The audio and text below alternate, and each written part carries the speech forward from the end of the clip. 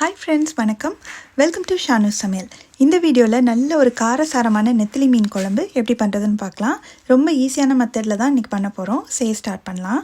ஒரு கடாயை சூடு பண்ணி அதில் 3 டேபிள் ஸ்பூன் அளவுக்கு நல்லெண்ணெய் சேர்த்துக்கலாம்.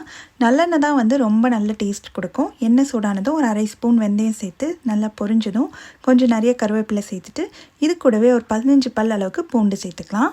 இந்த பூண்டு நல்லா எண்ணெயில் வதங்கினதுக்கு அப்புறமா ஒரு 150 கிராம் அளவுக்கு சின்ன வெங்காயம் சேர்க்குறேன்.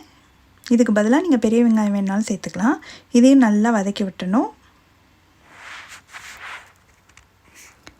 வெங்காயம் இந்த மாதிரி கலர் மாறி வதங்கினதும் இது கூட ஒரு 1/2 ஸ்பூன் அளவுக்கு மஞ்சள் தூள், 2 டேபிள் ஸ்பூன் அளவுக்கு மிளகாய் தூள், 2 டேபிள் ஸ்பூன் கொத்தமல்லி தூள், ஒரு 1/2 டீஸ்பூன் அளவுக்கு சீரகத்தூள், இது எல்லாத்தையும் சேர்த்து இந்த பொடியோட பச்சை வாசனை போகிற அளவுக்கு நல்லா வதக்கி விட்டுணும்.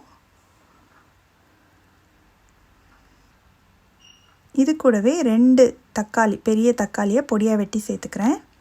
இதே நல்லா கலந்து விட்டுலாம். தக்காளி நல்லா மசிஞ்சு வரணும், அந்த அளவுக்கு நம்ம வதக்கிக்கணும்.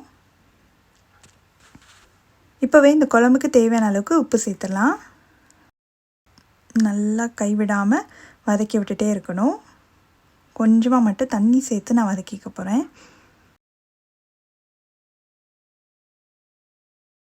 நல்லா தக்காளி மசிஞ்சு வந்துருச்சு பாருங்கள். இந்த அளவுக்கு நல்லா மசிஞ்சு எண்ணெய் பிரிஞ்சு வரணும். தக்காளியோட பச்சை வாசனை அப்போ தான் போயிடுச்சுன்னு அர்த்தம். இப்போ இதில் நம்ம புளி கரைசல் சேர்க்கணும். ஒரு நல்ல பெரிய எலுமிச்சம்பழம் அளவு புளியை தண்ணியில் ஊற வச்சுருக்கேன்.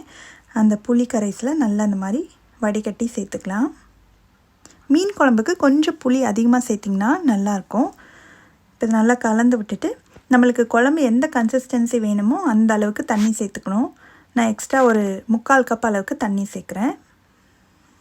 நல்லா கலந்து விட்டு குழம்பு நல்லா கொதிக்கணும். ஏன்னா நம்ம சேர்த்துருக்க புளியோட பச்சை வாசனையெல்லாம் போய் இந்த மாதிரி கொதித்து மேலே எண்ணெய் தெரிஞ்சு வந்திருக்கு பாருங்கள்.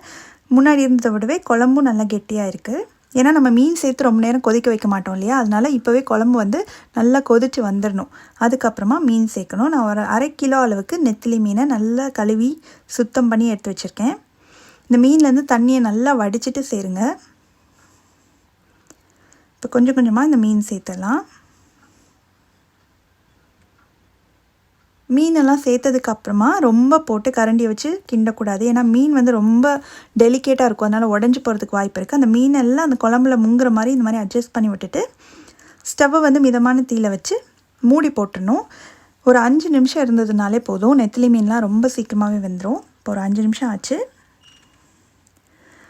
மீன்லாம் சூப்பராக வெந்துருச்சு பாருங்கள்.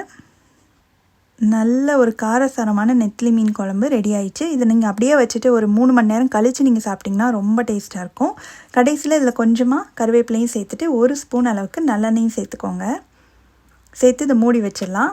ஒரு 3 மணி நேரம் கழித்து சாப்பிட்றதுக்கு அந்த மசாலாலாம் அந்த மீனில் நல்லா இறங்கி செம்ம டேஸ்ட்டாக இருக்கும். நீங்களும் இதே மாதிரி நெத்திலி மீன் குழம்பு ரெசிபியை கண்டிப்பாக ட்ரை பண்ணி பார்த்துட்டு எப்படி வந்ததுன்ற கமெண்ட்ஸை மறக்காமல் ஷேர் பண்ணுங்கள். தேங்க்ஸ் ஃபார் வாட்சிங்.